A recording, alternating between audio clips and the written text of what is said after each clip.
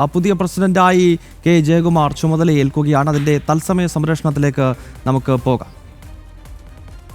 തിരുവനന്തപുരം ജില്ലയിൽ മണ്ണന്തല ചെഞ്ചേരി ഗാന്ധിനഗരം മോക്ക് ബന്ധത്തിൽ എം കൃഷ്ണൻ നായർ മകൻ 73 വയസ്സുള്ള കെ ജയകുമാർ എന്ന ഞാൻ ക്ഷേത്രാരാധനയിലും ഈശ്വരനിലും വിശ്വസിക്കുന്നുവെന്ന് സാക്ഷ്യപ്പെടുത്തിക്കൊണ്ട് തിരുവിതാംകൂർ ദേവസ്വം ബോർഡ് പ്രസിഡന്റായി ദൈവനാമത്തിൽ സത്യപ്രതിജ്ഞ ചെയ്ത് ഇന്നേ ദിവസം ചുമതലയേൽക്കും.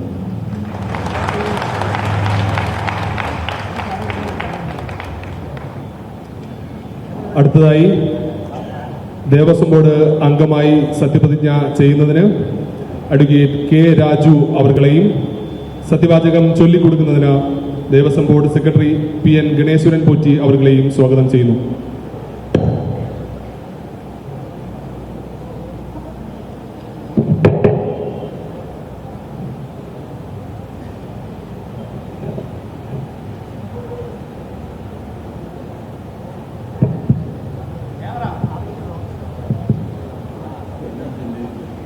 കൊല്ലം ജില്ലയിൽ അഞ്ചൽ, നെടിയറ, നട്ടയം ദേശത്ത് പുത്തമ്പര വീട്ടിൽ G കരുണാകരൻ മകൻ 72 വയസ്സുള്ള കെ രാജു എന്ന ഞാൻ ക്ഷേത്ര ആരാധനയിലും ഈശ്വരനിലും വിശ്വസിക്കുന്നു എന്ന് സാക്ഷ്യപ്പെടുത്തിക്കൊണ്ട് തിരുവിതാംകൂർ ദേവസ്വം ബോർഡ് അംഗമായി ദൈവനാമത്തിൽ സത്യപ്രതിജ്ഞ ചെയ്ത് ഇന്നേ ദിവസം ചുമതലയേൽക്കുന്നു. അഡ്വക്കേറ്റ് കെ രാജു.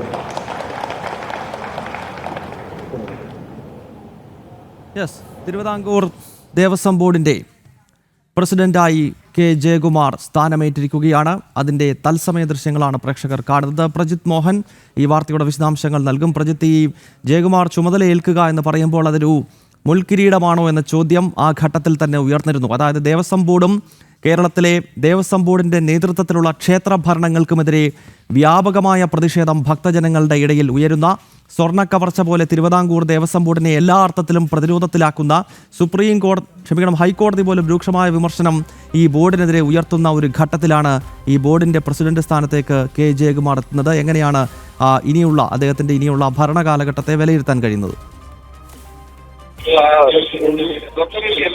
വലിയ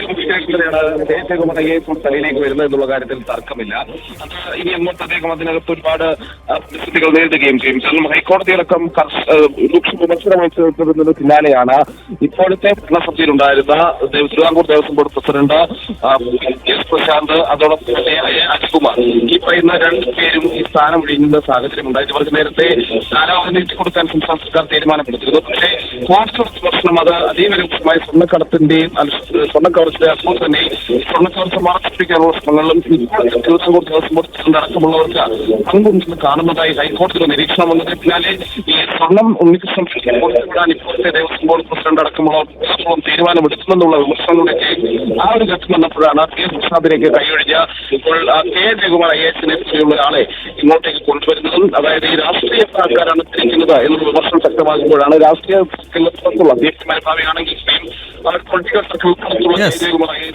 തിരുവിതാംകൂർ ദേവസ്വം ബോർഡിന്റെ പുതിയ ഭരണസമിതി ചുമതലയേൽക്കുകയാണ്. നാളെ മണ്ഡലകാലത്തിന് മുന്നോടിയായി ശബരിമല നട ഉൾപ്പെടെ തുറക്കാനിരിക്കുന്ന ഘട്ടത്തിൽ പുതിയ ഭരണസമിതി ചുമതലയേൽക്കുന്നു.